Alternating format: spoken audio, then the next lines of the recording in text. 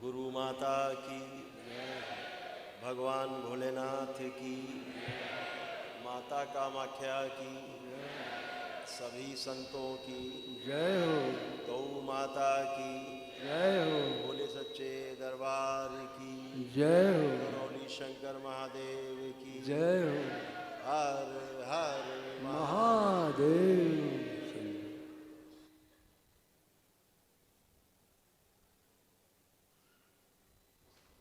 पूर्णिमा की इस पावन तिथि पर आप सभी का दरबार में बहुत बहुत स्वागत है।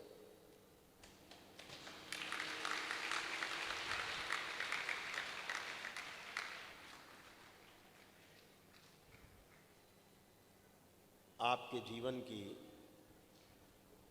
ये वो शुभ घड़ी है जिसे हम टर्निंग पॉइंट भी कहते हैं। जब आप बाबा के भक्त से बाबा के शिष्य बनने जा रहे हैं, उनके डीएनए में जुड़ने जा रहे हैं।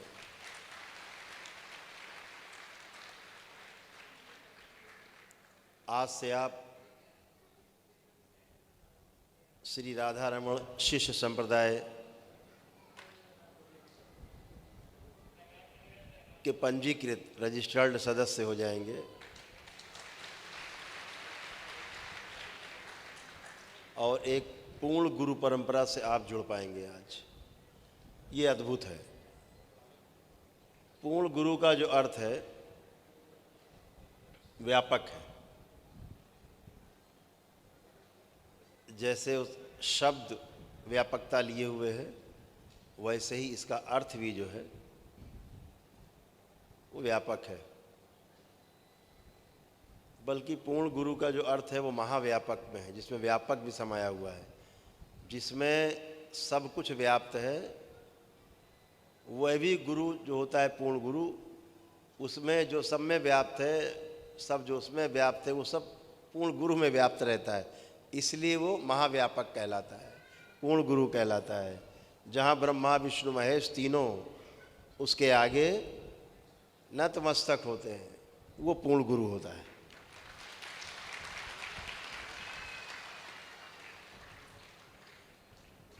ब्रह्मा विष्णु महेश तीनों अलग अलग कर दो, किसी काम के नहीं। तीनों अलग अलग कर दो, किसी काम के नहीं। तीनों एक हो करके ही कुछ बनते हैं। क्या बनते हैं? जहाँ तीनों एकत्रित हैं, मतलब पूर्ण गुरु की सत्ता वहाँ पर उपलब्ध है। तीनों एक साथ हैं।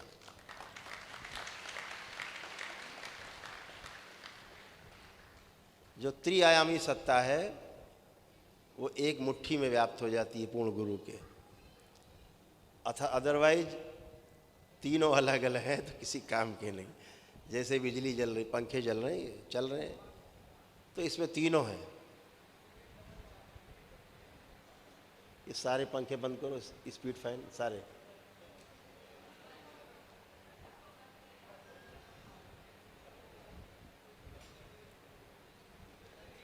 चारों तरफ पूरे हॉल में एसी चल रहे हैं, सब बंद करिए। फैन बंद करिए छोटे वाले।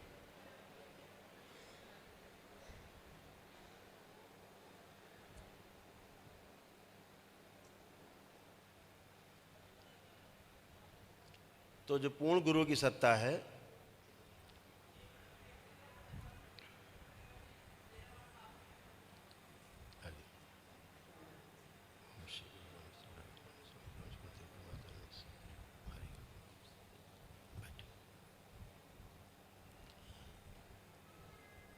आज आप उस सत्ता से जुड़ने जा रहे हैं जो पूर्ण है। और उस पूर्ण गुरु की सत्ता जो है सब में पहले से ही रहती है, केवल सुप्तावस्था में रहती है। आप जितने लोग बैठे हो सभी पूर्ण गुरु बन सकते हैं।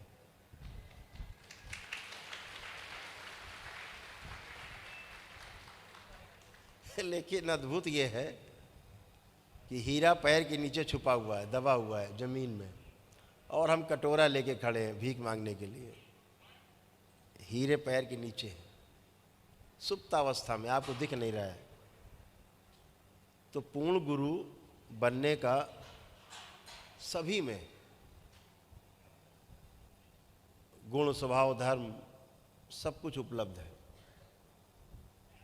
केवल हमें कर्म करना होता है उसमें।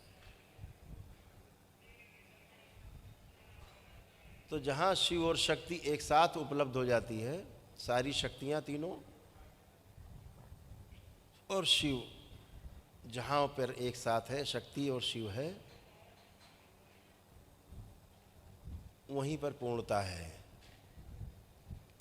इसीलिए गुरु को कह दिया गया कि गुरुर् ब्रह्मा गुरुर् विष्णु गुरुर्देवो महेश्वर गुरुर् साक्षात परब्रह्म तस्मै श्री गुरुवे नमः।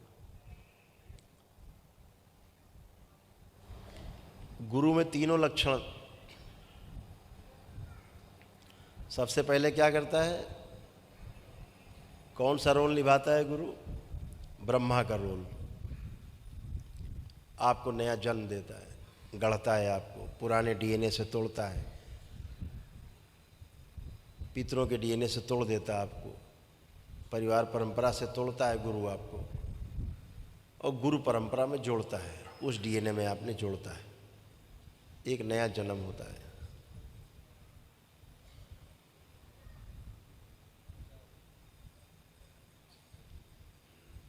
फिर विष्णु क्या करते हैं? वो स्वभाव क्या है? आपको पुष्पित पल्लवित करते हैं। ध्यान साधना में उत्तरोत्तर आपकी वृद्धि होती रहती है। वो जो नारायण का काम है वो यही है, पालन पोषण। फिर शिव का काम आता है, सारी बुराइयां छांट देते हैं, सारी गंदगी छांट देते हैं, और 84 लाख योनियों के बंधन से आपको आज़ाद करते हैं, जन्म मरण के बंधन से छुटकारा दिलाते हैं।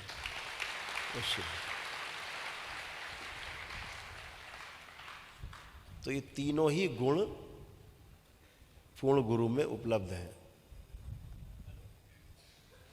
आप तमाम जिनको समस्याएं समझते हैं, वो परीक्षाएं हैं। उन परीक्षाओं में जो फेल होता है वो रोता रहता है, उसका एक ही काम है, रोते रहना। सीखता नहीं, उससे सीखने की कोशिश नहीं करता है, रोता रहता है, ये कम है, ये कम है, ये नहीं हुआ, वो नहीं हुआ, ऐसा है, वैसा है। रोने का एक काम है। बहुत लोग आते हैं दरबार में, देखते सिर्फ रोते रहते हैं। भयंकर कामुकता है, वासनाएं हैं, भरी हुई है, लग रहा मर जाएंगे, पूरी नहीं होंगी। हम कहते हैं इसी क्षण मर जाओ, तुम्हारी धरती पे कोई आवश्यकता नहीं है। अगर तुम वासनाओं से खेलने आए हो तो इस धरती पर तुम्हारी बिल्कुल आवश्यकता नहीं। रोने के लिए धरती नहीं है, ये धरती हंसने की है, ठट्ठे मार के खिलखिलाने की है, उमंग उत्साह से भरे रहने की है। ये धरती भरी पूरी है, यहाँ कोई भी यहाँ पे किसी प्रकार का अभाव नहीं है। जिस दिन आपके अभाव का अभाव हो जाएगा, उस दिन आप पूरे हो जाएंगे।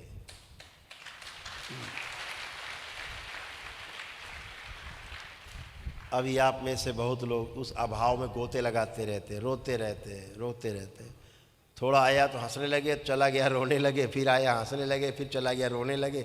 इसी में व्यस्त है, हंसने रोने में। जो आए परवाह नहीं, चला जाए परवाह नहीं, उसी की दुनिया है, उसी की धरती है, और वही पूर्णता की ओर गति करता। हमेशा इस बात का ध्यान रखना। जो देख पाए दूर से खड़े होकर के सुख और दुख को, जो सुख और दुख में लिप्त हो जाते हैं। आया तो लिप्त हो गए, चला गया तो दुख में लिप्त हो गए, आया तो सुख में लिप्त हो गए। लिप्त होने वाले के लिए बार बार जन्म लेना है, इसको कीड़े मकोड़े की तरह तमाम लोकों में बार बार मरना है, बार बार पैदा होना है, कीड़े मकोड़ों की तरह। जो लिप्त नहीं होता उसे ही 84 लाख योनियों के बंधन से छुटकारा पाने का हक है, अधिकार है, बाकी किसी को नहीं है। तो कीड़े मकोड़ों की तरह व्याप्त होना है गंदगी में, जैसे कीड़े बुझबुझाते रहते हैं नाली में, ऐसे लोग वासनाओं में बुझबुझाते रहते हैं, काम वासनाओं में। तमाम प्रकार की वासनाएं हैं। और हमेशा ध्यान रखो, काम वासना सबसे बड़ी है। हम अपनी जितने भी कर्म करते हैं, कुछ भी करें, वो केंद्र में काम वासना ही रहती है।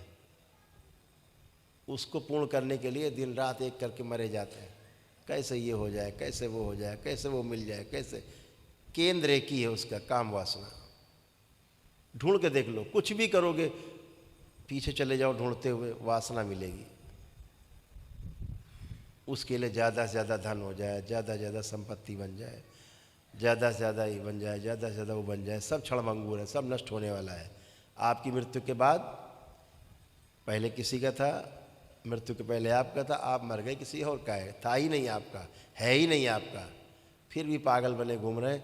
उन्हें मुक्ति का अधिकार प्राप्त नहीं है, मुक्ति नहीं होती। तो आज जिस पहली सीढ़ी पर आप कदम रखने जा रहे हैं, वो बहुत महत्वपूर्ण है। या तो इस सीढ़ी पर आप चढ़ते जाओगे, ये टर्निंग पॉइंट, या फिर इसके बाद आप वापस चले जाओगे नीचे।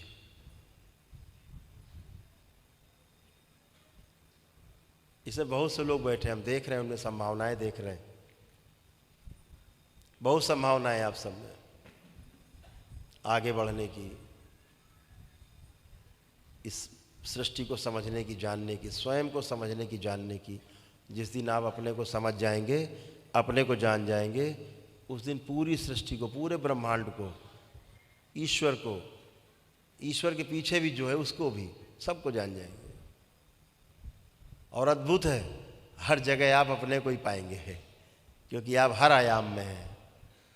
केवल इस पृथ्वी पे नहीं, जितने भी यहाँ पर आयाम हैं, चाहे वो स्थूल जगत हो, चाहे सूक्ष्म जगत हो, चाहे कारण जगत हो, सब जगह आपके अवलंबन पड़े हुए हैं जीवन के, और हर जगह आप हैं, पता नहीं बस आपको।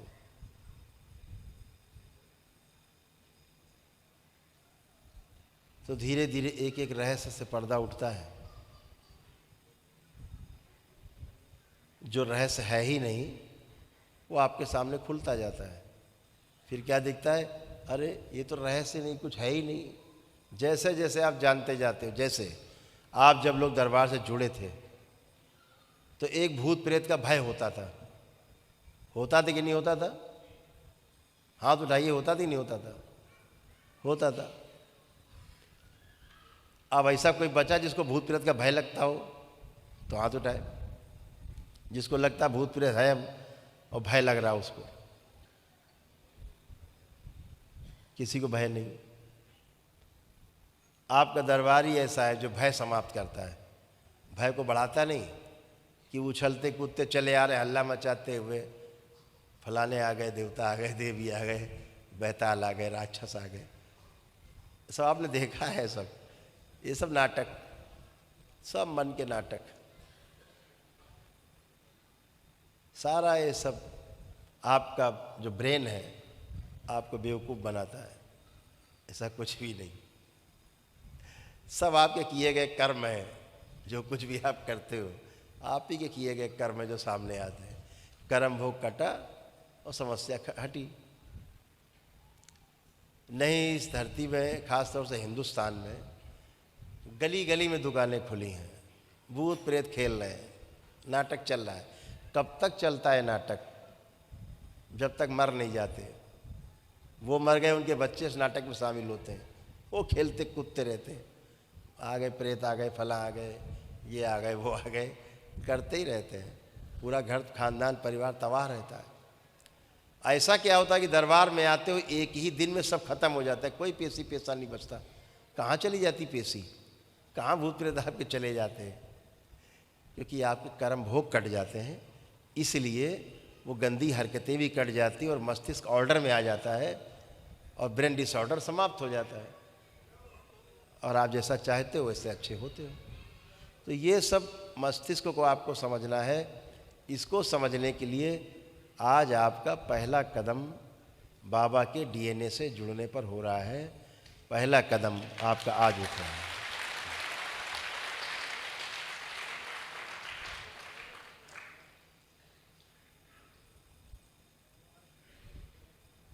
मैं ये नहीं कहता कि भूत प्रेत नहीं होते, ऐसा नहीं कह रहा हूँ मैं ये कह रहा हूँ कि ऐसे कोई भूत प्रेत नहीं होते जो आपको मार डालेंगे, खा जाएंगे, ऐसा कुछ भी नहीं होता। वो आपका भय बनता, भय आपको मारता है, आपका ही भय आपको नष्ट करता है, आपका भय आपको बर्बाद कर देता है। इस देश में एक बड़ी बीमारी आई, सबको पता है, 2020 में बड़ी बीमारी आई, लाखों लोग मृत्यु को प्राप्त हुए।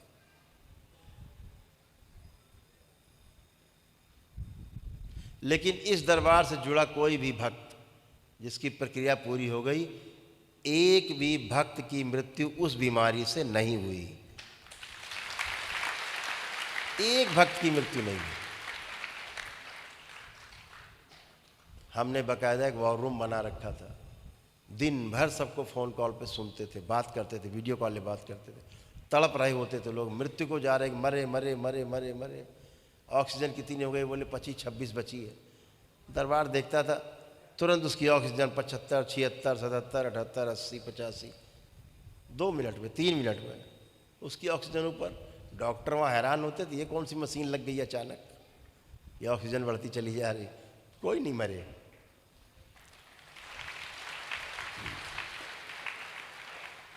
क्यों नहीं मरे? क्योंकि इस दरबार में मृत्यु से भय नष्ट कर दिया जाता है, और उस बीमारी से मरने वालों की संख्या केवल इसलिए बढ़ी कि मृत्यु का भय सब में समा गया। लोग बीमारी से नहीं, मृत्यु के भय से मरे। यहां इतने लोग बैठे हैं दरबार में, किसी को मृत्यु से भय लग रहा हो तो हाथ उठा दे। किसी को भी मृत्यु से भय लग रहा हो, अपनी मौत से भय लग रहा हो तो हाथ उठा सकता है। ये इस दरबार की लीला है, किसी को मृत्यु का भय नहीं है, किसी को नहीं है। जब मृत्यु का भय नहीं होगा तो आपका इम्यून सिस्टम जो है बूस्ट करेगा, एकदम हाई रहेगा। और आपकी इम्यूनिटी ही आपके स्वास्थ्य का आधार है, आपकी इम्यूनिटी आपको स्वस्थ रखती है।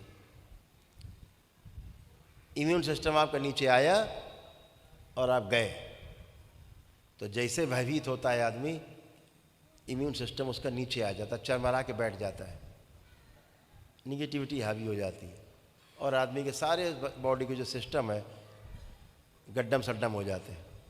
अपनी ढपली अपना राग बजाने लगे आदमी, ये ढोलक मंजीरा रखी हारमोनियम, अपना अपना ठोकने लगो, किसी को कुछ नहीं समझ में आएगा। सुर ताल नहीं निकलती।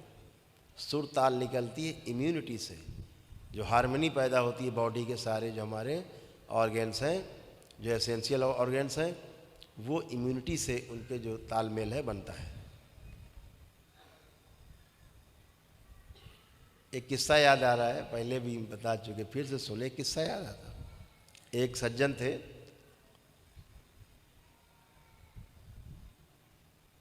तो दृष्टि की बात है, आपकी दृष्टि कहाँ तक जाती है। तो एक बहुत सज्जन पुरुष थे, वो संत हुए, एक गांव के किनारे एक कुटिया बना के रहते थे, सड़क किनारे।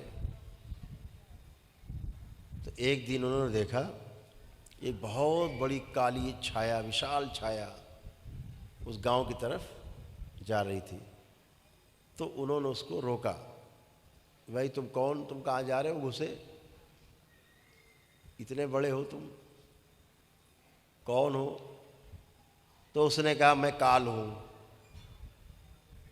तो क्या करने आए हो? बोले यहाँ कल जो है 2 दिन में 3 दिन में 10-12 लोग मर जाएंगे एक साथ, इसलिए हम आए हैं, हमको आना पड़ा है, नहीं तो दूत आते हैं इकट्ठे ले जाएंगे, हम 10-12 लोग मरेंगे। बोले भाई ठीक है, ये तो तुम्हारा काम है, बिल्कुल जाओ। अगले दिन उस गांव में प्लेग फैल गया।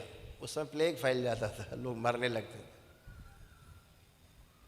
तो प्लेग की बीमारी फैल गई, अब लोग मरना शुरू हुए। 1 मरे, 2 मरे, 6 मरे, 15 मरे, 50 मरे, 100 मरे, 200 मर गए, चारों ओर त्राहिमाम मच गया। एक महीना खान बाद वही काली छाया उधर से वापस लौट रही थी, तो सन्यासी ने जो था वो डपटा कि रोको जरा भाई। बोले तुम कौन हो? बोले हम काल। तो बोले तुमको किससे भय है? बोले हमें किसी से भय नहीं है। तो फिर झूठ क्यों बोले तुम उस दिन? किससे भयभीत होकर झूठ बोले थे कि 10-12 लोग मरेंगे, 200 मर गए, तुम्हारा पेट नहीं भरा? पहले ही बता देते 200 मारने हैं। उनका महाराज क्षमा करें, हमने तो 12 ही मारे, बाकी भय के मारे मर गए सभी, हमारा दोष नहीं है। प्लेग फैल गया और सबको लगा हमारा नंबर आ गया, तो बाकी मरने वाले लोग भय से मरे, हमारा इसमें दोष नहीं है। ये सब अकाल मृत्यु को प्राप्त हुए। ऐसे ही बीमारी फैलती है और वो बीमारी का नाम है भय। भय सबसे बड़ी बीमारी है और भय पैदा होता है भ्रम से, और भ्रम पैदा होता है आपके मस्तिष्क में जो सूजन है नकारात्मक इच्छा विचार आशाओं के कारण, जो मस्तिष्क में सूजन उत्पन्न हुई है उसके कारण आपको भ्रम बनता है। और ये सूजन बनती है मस्तिष्क में नकारात्मक इच्छा विचार आशाओं से, और जो नकारात्मक इच्छा विचार आशाएं हैं वो आपके अंदर, उसको पैदा करने वाले आप स्वयं हैं, आपके पितृ हैं। आपके पूर्व जन्मों की सब स्मृतियाँ, आपके पितरों की स्मृतियाँ ये आप में भय पैदा करती। जैसे वो भयभीत थे आपको भयभीत करते हैं।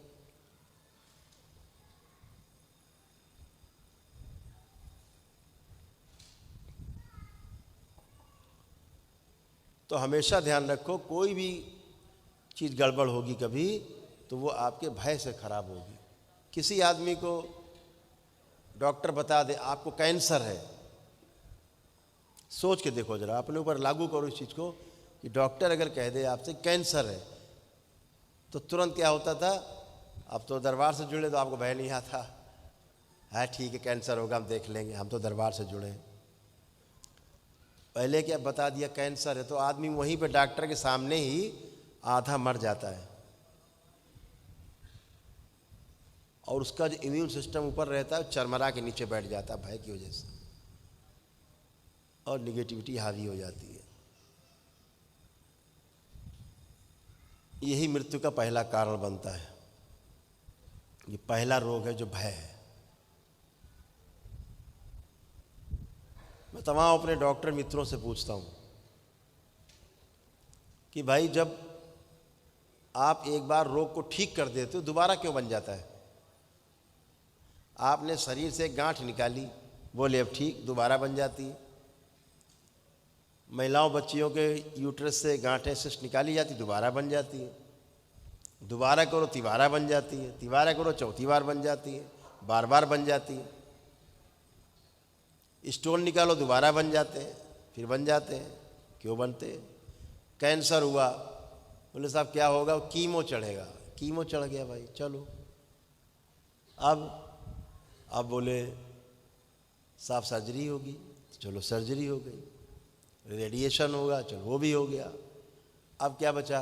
बोले अब आप ठीक है, और ये लो रिपोर्ट नील, अब कैंसर नील है आपका।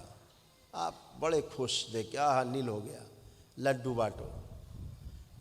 साल 2 साल बाद फिर कैंसर बन जाता है, फिर भागे डॉक्टर साहब, दोबारा बन गया। अरे कोई बात नहीं, कीमो, फिर वही जो पहले किया था फिर चालू, फिर सर्जरी, फिर वही कांड किया, रेडिएशन, फिर रिपोर्ट दे दी नील, तीसरी बार फिर बन गया। फिर पहुंचते हैं डॉक्टर साहब, फिर हो गया, फिर वही प्रक्रिया। ये बार बार बना, फिर बोले चौथी बार बन गया। बोले 4th स्टेज का कैंसर हो गया। अब क्या होगा?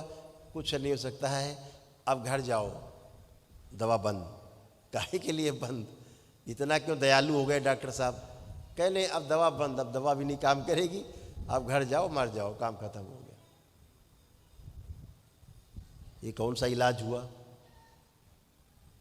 ये बार बार होगा कैंसर, रोग बार बार होंगे चाहे कुछ भी करो। क्यों?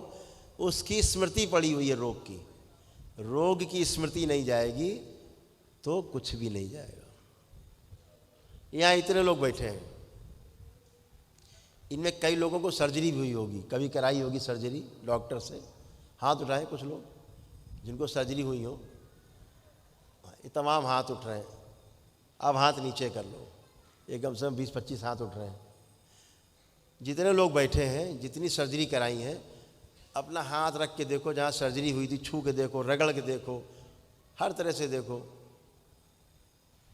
आपको ये भी प्रतीत नहीं होगा कि कभी सर्जरी हुई थी, दरबार ने ऐसा किया। देखो करके सब लोग देखो, पता लग रहा सर्जरी कहाँ हुई थी कभी, देखो चेक करो। क्योंकि दोबारा हमने सर्जरी आपकी सुश्रुत से करवाई। जहाँ सर्जरी हुई आपकी सब गलत, सब नर्व तमाम कट जाती हैं, डॉक्टर साहब बेदर्दी से काट देते हैं। ऊपर टाँके लगा देना, कौन देखने जा रहा, अंदर अंदर कष्ट बने रहते हैं। वहाँ के कष्ट भी समाप्त हो गए जहाँ सर्जरी हुई थी। हमेशा कष्ट बने रहते थे दरबार आने के पहले, और पता लगता था यहाँ सर्जरी हुई हाथ रखने पे। अब किसी को प्रतीत हो रहा है कि सर्जरी हुई थी? अगर अभी प्रतीत हो रहा हो कि हाँ हमारी सर्जरी हुई थी, हमें छूने से ही पता लग रहा है, तो वो खड़ा हो सकता है।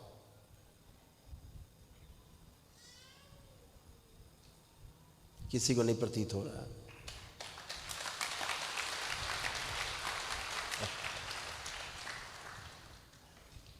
ये दरबार की शक्ति है, ये शिव और शक्ति है, ये आपके परम पूज्य गुरुदेव गुरु माता की शक्ति है। जहाँ प्रत्यक्षम किम प्रमाणम, सब साफ साफ है। छू के भी नहीं बता सकते आप कि यहाँ कभी सर्जरी हुई थी। प्लेट पड़ी है, रॉड पड़ी है, आप छू के चल के नहीं बता सकते कि कभी यहाँ रॉड पड़ी थी हमारे, या हमारी प्लेट पड़ी है, नहीं बता सकते। समाप्त। सूक्ष्म जगत आपका इतना प्रभावशाली है कि आपके इस स्थूल जगत को चुटकी में मसल देता है, चुटकी में ऐसे करके। कुछ नहीं है, ये दिख रहे हैं हाड़ मास के शरीर, कुछ भी नहीं है, नथिंग। ये 00 है।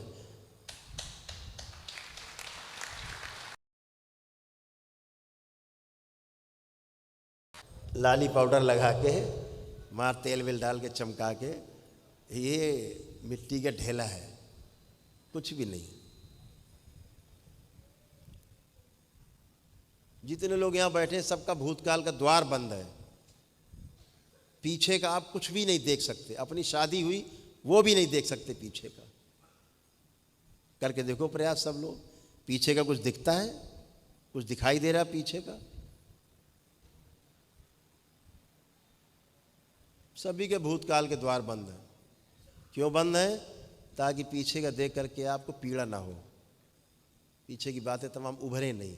अब वो स्मृतियाँ नहीं, इसलिए आपको रोग कष्ट नहीं। स्मृति रहेंगी तो रोग कष्ट होंगे। यही दरबार की साइंस है। स्मृति नष्ट, रोग नष्ट। तो पीछे का कुछ दिख रहा है आप लोगों को? किसी को भी पीछे कुछ दिखाई पड़ रहा है? दिखाई पड़ रहा हो तो खड़े हो जाओ। सबका बंद है भूतकाल, कुछ पीछे का नहीं देख सकते आप। पीछे देखने का कोई जुगाड़ नहीं, कुछ भी नहीं दिखेगा पीछे का। आप कैसे दरबार आए थे ये भी नहीं दिखेगा आपको।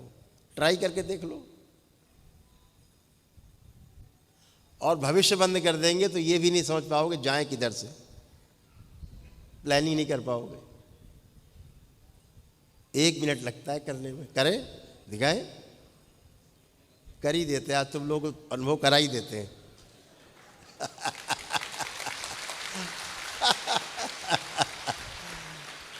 ये तो आपका दरबार है, ये तो छोटी छोटी बातें हैं।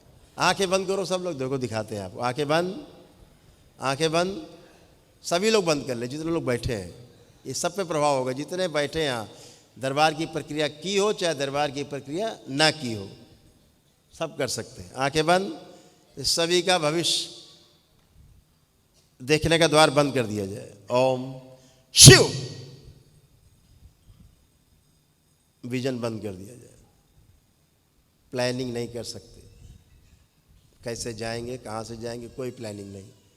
क्या करना है क्या नहीं करना, कोई प्लानिंग नहीं कर सकते। बंद कर दिया है भविष्य सभी का, क्योंकि भविष्य में चिंता है। भूतकाल का द्वार बंद, माँ की दृष्टि का पहरा लगा दिया जाए, भविष्य का द्वार बंद, और माँ की दृष्टि का पहरा लगा दिया जाए। ओम शिव। बैलेंस। 5 बार बोलिए आप लोग, ओम नमः शिवाय।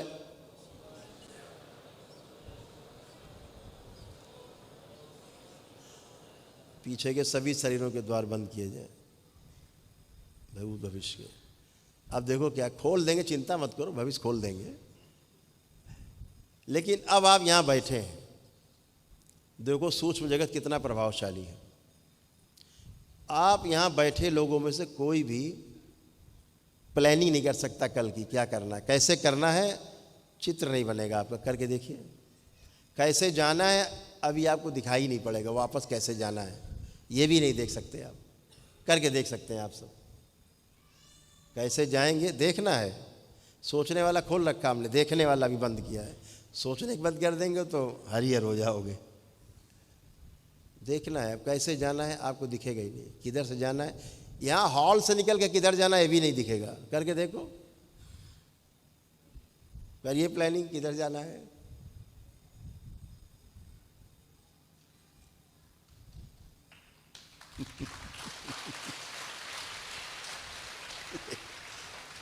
अब आप कहीं नहीं जा सकते, प्लानिंग नहीं कर सकते किधर से जाना है। ऐसे निकलेंगे फिर ऐसे जाएंगे वैसे जाएंगे, कुछ नहीं दिखेगा, सब बंद। किसी की प्लानिंग हो रही, किसी की प्लानिंग दिखेगा नहीं आपको।